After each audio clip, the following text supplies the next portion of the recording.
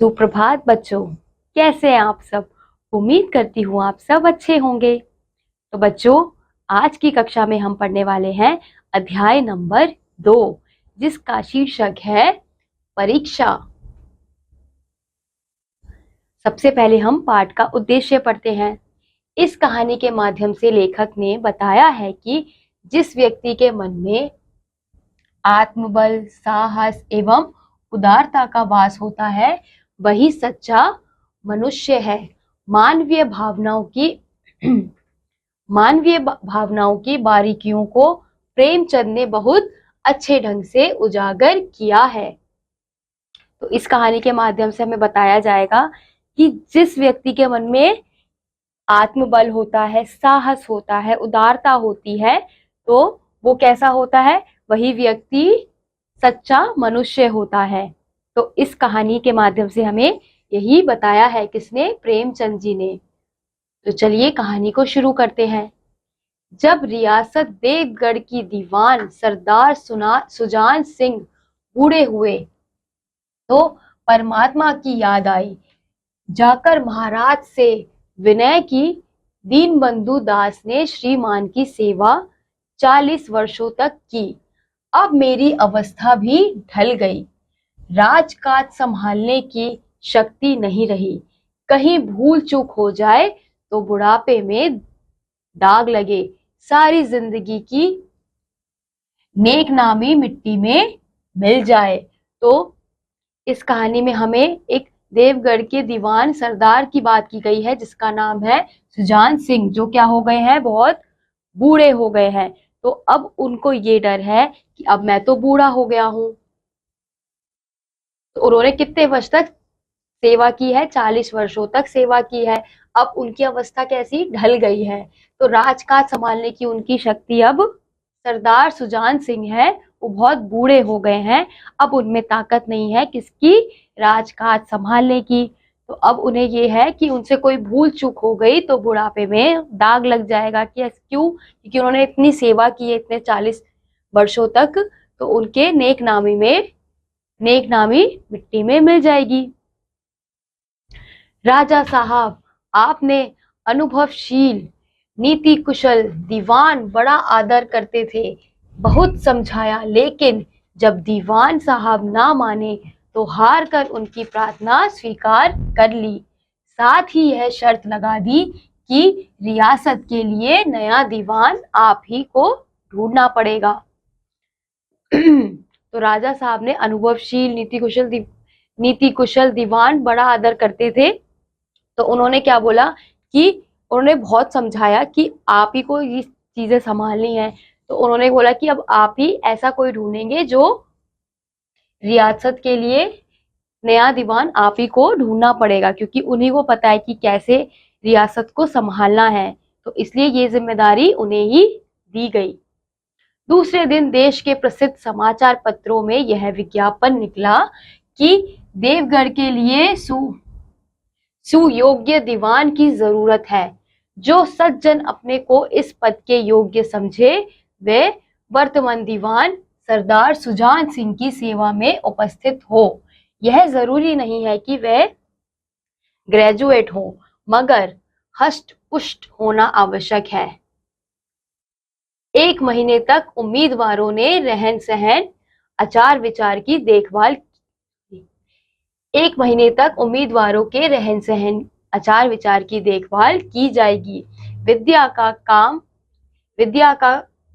का कम परंतु कर्तव्य का अधिक विचार किया जाएगा। जो महाशय इस परीक्षा में खरे उतरेंगे, वह इस उच्च पद पर सुशोभित होंगे। तो कहा, फिर दूसरे दिन क्या हुआ कि दूसरे दिन उन्होंने प्रसिद्ध समाचार पत्रों में यह विज्ञापन डाल दिया कि किसकी जरूरत है, हमें एक देवगढ़ के लिए सुभोग्य दीवान की जरूरत है। जो भी सज्जन, यानी कि जो भी आदमी इस पद के योग्य है, जो मानते हैं कि हाँ हम इस पद के योग्य हैं, तो वो अपना आवेदन दे सकते हैं। और इस पद के लिए क्या, ग्रेजुएट होने की, यानी कि ज्यादा पढ़े लिखे होने की जरूरत नहीं है। तो जो भी इस पद के लिए आएगा उसके रहन सहन का 1 महीने का सब कुछ यही महल में देखा जाएगा। तो इसलिए और कहा गया है कि उसमें किसी विद्या का कम, लेकिन विद्या कम हो चलेगा, लेकिन कर्तव्य जरूरी है, कर्तव्य अधिक होना चाहिए कि हाँ मैं अपना कर्तव्य का पालन करूंगा। ये चीज उस व्यक्ति में होनी चाहिए, चाहे उसमें शिक्षा अधिक हो या ना हो। इस विज्ञापन ने सारे मुल्क में हलचल मचा दी। ऐसा ऊंचा पद और किसी प्रकार की कैद नहीं, केवल नसीब का खेल है। सैकड़ों आदमी अपना अपना भाग्य परखने के लिए चल पड़े। देवगढ़ में नए नए और रंग बिरंगे मनुष्य दिखाई देने लगे। प्रत्येक रेलगाड़ी से उम्मीदवारों का एक रेला सा उतरता। कोई पंजाब से चला आता था, कोई चेन्नई यानी कि मद्रास से, कोई नए फैशन का प्रेमी, कोई पुरानी सादगी पर मिटा हुआ। पंडितों और मौलवियों को भी अपने अपने भाग्य की परीक्षा करने का अवसर मिला। रंगीन चौगे और नाना प्रकार के अंग रखे और कान टोप देवगढ़ में अपना सज-धज दिखाने लगे, लेकिन सबसे विशेष संख्या ग्रेजुएटों की थी। इसमें हमने देखा कि जैसे ही यह समाचार में यह विज्ञापन डाला गया तो वहां पे हलचल मच गई। तो वहां पे तरह तरह के लोग, अलग अलग जगह से लोग आने लगे अपना भाग्य चमकाने के लिए, क्योंकि ये जो पोस्ट है, ये जो पद है वो बहुत बड़ा पद है। अगर किसी को ये पद मिल गया तो ये उसके लिए कोई जेल नहीं होगा, ये एक उसके लिए खुशी की चीज होगी कि उसको ये पद मिल गया, बहुत बड़ी बात होगी, भाग्य की बात होगी। इसलिए सब जगह जगह से लोग इस पद के लिए आने लगे। तो कोई कहाँ से आता था, कोई पंजाब से आता था, कोई चेन्नई या मतलब मद्रास से आता था, कोई नए फैशन का प्रेमी था, कोई कैसा था, कोई पुरानी सादगी यानी कि कोई पुराने चीजों को ज्यादा मानता था। और पंडितों और मौलवियों ने भी अपना भाग्य इस परीक्षा में आजमाया। फिर लेकिन जितने भी लोग आए थे उसमें सबसे अधिक संख्या किसकी थी? ग्रेजुएटों की थी, यानी कि जो ज्यादा पढ़े लिखे लोग हैं उनकी ही थी। सरदार सुजान सिंह ने इस महानुभवों के आदर सत्कार का बड़ा अच्छा प्रबंध कर दिया था। लोग अपने अपने कमरों में बैठे हुए महीने के दिन गिना करते थे। हर एक व्यक्ति अपने जीवन को अपनी बुद्धि के अनुसार अच्छे रूप में दिखाने की कोशिश करता था, लेकिन मनुष्य का वह बूढ़ा जौहरी आड़ में बैठा हुआ देख रहा था कि इन बगुलों में हंस कहाँ छिपा है। तो क्या हुआ कि सरदार सुजान सिंह ने इस जो लोग भी आए थे, जितने भी लोग आए थे, उनके स्वागत में अच्छी तैयारी कर रखी थी। तो सब अपना दिन उस महल में अच्छे से बिताते और महीने यानी कि तारीख गिनते, फिर ऐसे अपनी बुद्धि से अपना जीवन बिता रहे थे। लेकिन जो बूढ़ा जौहरी था उसको किसकी तलाश थी? उसको तलाश थी एक छिपे हुए हंस की। छिपे हुए हंस की तलाश थी कि इसमें से कौन सा एक व्यक्ति है जो उसके काम आ सकता है। फिर एक दिन नए फैशन वालों को सूझी कि आपस में हॉकी का खेल हो जाए। यह प्रस्ताव हॉकी में मंजे हुए खिलाड़ियों ने पेश किया। यह भी तो आखिर एक विद्या है, इसे क्यों छिपा कर रखें? संभव है कुछ हाथों की सफाई ही काम कर जाए।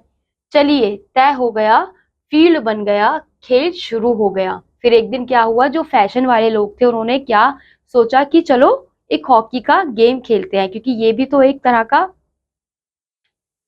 तरह की विद्या है, मतलब एक जानकारी है, ज्ञान है कि अगर आप हॉकी खेल रहे हो, आप हॉकी खेलना जानते हो, तो वो भी एक क्या है, एक नॉलेज है, हॉकी की नॉलेज है। तो इसलिए उन्होंने कहा कि चलो हॉकी का गेम खेलते हैं। फिर फील्ड बना दिया, फिर उसके बाद खेल शुरू हो गया। रियासत देवगढ़ में यह खेल बिल्कुल निराली बात थी। पढ़े लिखे भोले मानस लोग शतरंज और ताश जैसे गंभीर खेल खेलते थे। दौड़ कूद के खेल बच्चों के खेल समझते थे। अब देवगढ़ में ये जो हॉकी का खेल है वो पहली बार लोग देख रहे थे कि ऐसा भी कोई खेल है, क्योंकि वहां पे तो लोग क्या खेलते थे, वहां पे ज्यादातर शतरंज, दिमाग वाला खेल, ताश, इस प्रकार के खेल खेले जाते थे। तो ये जो दौड़ कूद वाले खेल है, वो क्या समझते थे कि ये तो बच्चों का खेल है, क्योंकि बच्चे ऐसे खेल खेलते हैं। तो हॉकी को क्या, दौड़ कूद वाले खेलों को बच्चों का खेल समझा जाता था। अब खेल बड़े उत्साह से चल रहा था। धावे के लोग जब गेंद को लेकर तेजी से उड़ते तो ऐसा जान पड़ता था कि कोई लहर बढ़ती चली आती हो, लेकिन दूसरी ओर के खिलाड़ी इस बढ़ती हुई लहर को इस तरह रोक लेते थे कि मानो लोहे की दीवार हो। संध्या तक यही धूमधाम रही।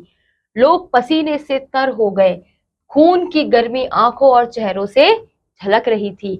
हांफते हांफते बेदम हो गए, लेकिन हार जीत का निर्णय ना हो सका। फिर लोग जो थे वो खड़े होकर जब ये खेल देख रहे थे तो बहुत उत्साह से देख रहे थे कि किस प्रकार से ये खेल खेला जा रहा है, कि एक जना बॉल हॉकी को वो मार रहा है और दूसरा जना रोक रहा है। तो ये खेल देखकर क्या हो गई थी, शाम हो गई थी, लेकिन तब भी ये खेल जारी रहा और उसके बाद भी हार जीत का फैसला अभी तक नहीं हुआ था। अंधेरा हो गया था। इस मैदान से जरा दूर हटकर एक नाला था, उस पर कोई पुल ना था। पथिकों को नाले में से चलकर रास्ता पार करना पड़ता था। खेल अभी बंद ही हुआ था और खिलाड़ी लोग दम ले रहे थे कि एक किसान अनाज से भरी हुई गाड़ी लिए हुए उस नाले में आया, लेकिन कुछ तो नाले में कीचड़ था और कुछ उसकी चढ़ाई तो इतनी ऊंची थी कि गाड़ी ऊपर ना चढ़ पाई। वह कभी बैलों को ललकारता, कभी पहियों को हाथ से धकेलता, लेकिन बोझ अधिक था। किसान बार बार जोर लगाता और बेचारा इधर उधर निराश होकर ताकत, मगर वहां कोई नजर ना आता। गाड़ी को अकेले छोड़कर कहीं जा भी नहीं सकता था, बड़ी विपत्ति में फंसा हुआ था। फिर अब गेम खेलते खेलते अंधेरा हो गया था। फिर उसी मैदान के पास, जिस मैदान में खेल हो रहा था, उसी मैदान के पास क्या था, एक नाला था। तो उस नाले को पार करना और उस पर कोई क्या था, पुल था, पुल बना हुआ था नाले के ऊपर। तो पथिकों को नाले में से चलकर रास्ता पार करना पड़ता था। तो खेल अभी बंद ही हुआ था और लोग जो प्लेयर थे, जो खिलाड़ी थे, उन्होंने रेस्ट ले ही रहे थे। तो क्या हुआ कि वहां से एक किसान गुजर रहा था अपनी गाड़ी लेके। तो उसने देखा कि अरे अब नाला पार करना है। वो नाला इतना ऊंचा था कि उसकी चढ़ाई करना मुश्किल हो गया था। तो अब किसान अपने बैलों को ललकारता, कभी पहियों को हाथ से धकेलता, लेकिन जो उसकी गाड़ी थी वो ऊपर चढ़ने का नाम ही नहीं ले रही थी। फिर बेचारा इधर उधर निराश होकर उसने क्या किया, वो गाड़ी छोड़कर जा भी नहीं सकता था। फिर वह क्या हुआ कि बड़ी विपत्ति में फंस गया। विपत्ति में मतलब प्रॉब्लम में फंस गया। फिर इसी बीच खिलाड़ी हाथों में हॉकी लिए घूमते घूमते उधर से निकले। किसान ने उनकी ओर सहमी हुई आंखों से देखा, परंतु किसी से मदद मांगने का साहस ना हुआ। खिलाड़ियों ने भी उसको देखा, मगर बंद आंखों से, जिनमें सहानुभूति ना थी, उनमें स्वार्थ था, मदद था, मगर उदारता और भाईचारे का नाम भी ना था। लेकिन उसी समूह में एक ऐसा मनुष्य था जिसके हृदय में दया थी और साहस था। आज हॉकी खेलते हुए उसके पैरों में चोट लग गई थी। लंगड़ाता हुआ धीरे धीरे चला आ रहा था। अकस्मात उसकी निगाह गाड़ी पर पड़ी, ठिठक गया। उसे किसान की सूरत देखते ही सब बातें ज्ञात हो गई। हॉकी को एक किनारे रख दिया, कोट उतार डाला और किसान के पास जाकर बोला, मैं तुम्हारी गाड़ी निकाल दूं। फिर क्या हुआ कि अब किसान तो बेचारा परेशान था कि अब वो क्या करे। तो वहीं से जो हॉकी के खिलाड़ी थे वो आ रहे थे। तो उन्होंने देखा, फिर किसान ने देखा कि वहां से कुछ लोग आ रहे हैं। तो उसने उनकी तरफ देखा उन्होंने भी किसान को देखा, लेकिन किसी ने उसकी मदद नहीं की। लेकिन उन खिलाड़ियों में से एक लड़का था जिसने उसने सोचा कि मैं इस किसान की मदद करूंगा। जबकि खेलते हुए उसके पैर में क्या हो गया था, चोट लग गई थी। उसके बाद भी उसने सोचा कि मैं उसकी मदद करूंगा, और उससे जब किसान का चेहरा देखा तो वो सारी बातें समझ गया कि उसका वो अटक गया है, उसकी गाड़ी वहीं अटक गई है, तो उसे वहां से निकालना है। तो किसान उस आदमी उस लड़के ने क्या बोला कि मैं तुम्हारी मदद करूंगा तुम्हारी गाड़ी निकालने के लिए। फिर किसान ने देखा एक गठे हुए बदन का लंबा आदमी सामने खड़ा है। झुककर बोला, हुजूर मैं आपसे कैसे कहूं। फिर युवक ने कहा, मालूम होता है तुम यहाँ बड़ी देर से फंसे हुए हो। अच्छा, तुम गाड़ी पर जाकर बैलों को साधो, मैं पहिए को धकेलता हूँ, अभी गाड़ी ऊपर चढ़ जाएगी। किसान गाड़ी पर जा बैठा। युवक ने पहियों को जोर लगाकर धकेला। कीचड़ बहुत ज्यादा था, वह घुटने तक जमीन में गड़ गया, लेकिन हिम्मत ना हारी। उसने फिर से जोर लगाया। उधर किसान ने बैलों को ललकारा, बैलों को सहारा मिला, हिम्मत बंध गई। उसने कंधे झुकाकर एक बार और जोर लगाया और गाड़ी नाले के ऊपर थी। फिर जैसा कि इस चित्र में आप देख सकते हैं, फिर उस आदमी ने उसकी मदद कैसे की, किसान की। उसने कहा कि चलो मैं आपकी मदद करता हूँ। तो वो नीचे बैठ गया और उसने क्या किया, पहियों को खींचने लगा। और फिर उसने किसान को बोला कि आप जाके बैलों को आगे बढ़ाओ, मैं पहिए निकालता हूँ। तो उसने पहियों को जोर लगाया। अब कितना भारी सामान है, लेकिन उसने फिर भी बहुत जोर लगाया, बहुत मेहनत की। फिर उसकी मेहनत रंग लाई और उसने उस पहिए को वहां से निकाल दिया और किसान की गाड़ी आगे बढ़ गई। फिर किसान युवक के सामने हाथ जोड़कर खड़ा हो गया। बोला, महाराज आपने आज मुझे उबार लिया, नहीं तो सारी रात यहीं बैठना पड़ता। फिर किसान ने युवक को बोला कि आपकी वजह से मैं यहाँ से निकल पाया, नहीं तो मुझे सारी रात यहाँ पे रहना पड़ता, क्योंकि उसकी गाड़ी जो थी वहां अटक गई थी। अब वो छोड़ के भी नहीं जा सकता था, इतना सारा सामान था। इसलिए युवक ने हंसकर कहा, अब मुझे कुछ इनाम देते हो। किसान ने गंभीर भाव से कहा, नारायण चाहोगे तो चाहोगे तो दीवानी आपको ही मिलेगी। युवक ने किसान की तरफ गौर से देखा। उसके मन में एक संदेह हुआ, कहीं ये सरदार सुजान सिंह तो नहीं। आवाज मिलती है, चेहरा मोहरा भी वही लगता है। किसान ने भी उसकी ओर तीव्र दृष्टि से देखा, शायद उसके दिल के संदेह को भांप गया। मुस्कुराकर बोला, गहरे पानी में बैठने से ही मोती मिलते हैं। तो फिर हमने देखा कि किसान ने युवक से हाथ जोड़कर बोला कि आपने मेरी मदद की। फिर युवक ने हंसकर क्या कहा, युवक ने हंस के कहा कि मैंने तुम्हारी मदद की तो इसके बदले में मुझे क्या इनाम मिलेगा। तो फिर किसान ने गंभीर भाव से क्या कहा कि नारायण चाहोगे नारायण चाहेंगे तो दीवानी आपको ही मिलेगी। युवक ने किसान की तरफ फिर जब देखा तो उसको फिर संदेह हुआ, कहीं ये सरदार सुजान सिंह तो नहीं। तो फिर उस किसान ने भी युवक को देखा और तीव्र दृष्टि से देखते कहा कि शायद उसके दिल के संदेह को भाप गया है। मुस्कुराकर बोला कि गहरे पानी में बैठने से भी, यानी कि अगर कोई पानी बहुत गहरा है उसमें भी अगर तुम बैठोगे तो तुम्हें मोती मिलेगा, यानी कि मेहनत करोगे तो तुम्हें मोती अवश्य मिलेगा। इसलिए फिर उसके बाद महीना पूरा हुआ और चुनाव का दिन आ पहुंचा। उम्मीदवार लोग प्रातः काल से अपनी अपनी किस्मत का फैसला सुनने के लिए उत्सुक थे। दिन काटना पहाड़ हो गया। प्रत्येक के चेहरे पर आशा और निराशा के रंग आते जाते थे। नहीं मालूम आज किसके नसीब जानेंगे सॉरी नहीं मालूम आज किसके नसीब जागेंगे, न जाने किस पर लक्ष्मी की कृपा दृष्टि होगी। अब महीने बीत गए थे, फिर महीना पूरा हो गया था, तो क्या हुआ कि चुनाव का दिन आ गया था। अब लोगों को चुनना था। तो सब क्या थे कि अब सबका फैसला किस पे था, किस्मत पर था। अब सब सोच रहे थे कि पता नहीं किसकी किस्मत होगी, किसकी किस्मत में जीतना होगा। और किसकी किस्मत पे लक्ष्मी की कृपा दृष्टि होगी, यानी कि लक्ष्मी जी का किसके पास आशीर्वाद होगा।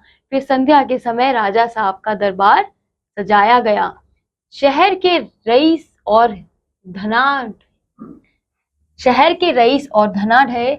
राज कर्मचारी और दरबारी तथा दीवानी के उम्मीदवारों का समूह सब रंग बिरंगी वेशभूषा से सज धज कर दरबार में आ विराजे। उम्मीदवारों के कलेजे धड़क रहे थे। फिर शाम हो गई और क्या हुआ कि दरबार को अच्छे से सजाया गया और सभी जो उम्मीदवार थे वो बहुत ही डरे हुए थे कि क्या फैसला आएगा। तब सरदार सुजान सिंह ने खड़े होकर कहा, दीवानी के उम्मीदवार महाशयों, मैंने आप लोगों को जो कष्ट दिया उसके लिए आप मुझे क्षमा कीजिए। इस पद के लिए ऐसे पुरुष की आवश्यकता है जिसके हृदय में दया हो, साथ साथ आत्मबल, हृदय से वह उदार हो। आत्मबल वह जो विपत्ति का वीरता के साथ सामना करे, और इस रियासत के सौभाग्य से हमको ऐसा पुरुष मिल गया है। ऐसे गुण वाले संसार में कम हैं, और जो हैं वे कीर्ति और मान के शिखर पर बैठे हुए हैं, उन तक हमारी पहुंच नहीं। मैं रियासत को पंडित जनकीनाथ सा दीवान पाने पर बधाई देता हूँ। रियासत के कर्मचारियों और रईसों ने जनकीनाथ की तरफ देखा। उम्मीदवार दल की आंखें उधर उठी, मगर उन आंखों में सत्कार नहीं था बल्कि आंखों में ईर्ष्या थी। फिर क्या हुआ कि राजा ने अपना जो विजेता उसका नाम घोषित कर दिया, पर उन्होंने नाम घोषित करने से पहले क्या बोला कि हमें कैसे व्यक्ति की आवश्यकता थी कि जिसमें दया हो, और जिसमें दया के साथ क्या हो, हृदय में उसके आत्मबल हो। अब आत्मबल होगा, दया होगी तो वो लोगों का ध्यान रख पाएगा। अब ऐसा अगर कोई बन जाता राजा कि जो लोगों की मुसीबतों को देख रहा है लेकिन उनका कुछ सॉल्यूशन नहीं दे रहा, कुछ हल नहीं निकाल रहा, सिर्फ अपने बारे में सोच रहा है, तो ऐसे व्यक्ति को तो नहीं जिता सकते थे। तो इसलिए राजा ने ऐसे व्यक्ति को जिताया जिसके मन में दया भाव हो, जिसके दिल कैसा हो, आत्मबल हो।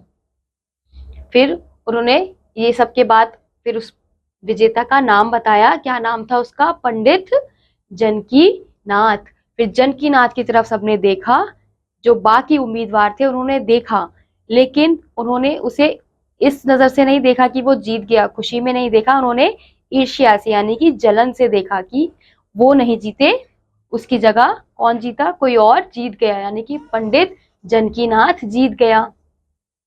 फिर सरदार सुजान सिंह ने फिर कहा, आप लोगों को यह स्वीकार करने में कोई आपत्ति ना होगी कि जो पुरुष स्वयं जख्मी होकर भी एक गरीब किसान की भरी हुई गाड़ी को दलदल से निकाल कर नाले के ऊपर चढ़ा दे, उसके हृदय में साहस, आत्मबल और उदारता का वास है। ऐसा आदमी गरीबों को कभी ना सताएगा। उसका संकल्प दृढ़ है जो उसके चित्त को स्थिर रखेगा। वह चाहे धोखा खा जाए परंतु दया और धर्म से कभी ना हटेगा। तो सरदार सुजान सिंह ने क्या कहा कि आपको इस नाम से जो जीता है उससे कोई आपत्ति तो नहीं होनी चाहिए, क्योंकि जिस व्यक्ति को उन्होंने जिताया है वो कैसा है, वो ऐसा है कि वो गरीबों की मदद करेगा।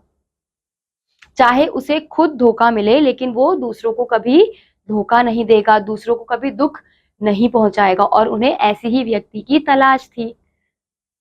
वो खुद जख्मी था लेकिन उसने फिर भी किसान की भरी हुई गाड़ी को ऊपर पहुंचाया, दलदल से निकाला और नाले के पार पहुंचाया। तो इस कहानी से हमें क्या शिक्षा मिलती है कि हमें हमेशा साहस से काम लेना चाहिए, हमें लालच नहीं करना चाहिए, हमें ये नहीं सोचना चाहिए कि सिर्फ हम जीते। हमें अगर कोई मुसीबत में है तो हमें उसकी मदद करनी चाहिए, क्योंकि अगर हम उसकी मदद करेंगे तो शायद हमारे साथ फिर कुछ अच्छा होगा, जैसे उस लड़के के साथ हुआ। उसने किसान की मदद की तो देखो उसके साथ अच्छा हो गया ना। तो इसलिए हमें दूसरों की मदद भी करनी चाहिए। इसी के साथ आज का ये अध्याय यहीं समाप्त होता है। उम्मीद करती हूँ आपको यह अध्याय समझ आया होगा। मैं आपसे मिलूंगी अगली वीडियो में, तब तक के लिए बाय।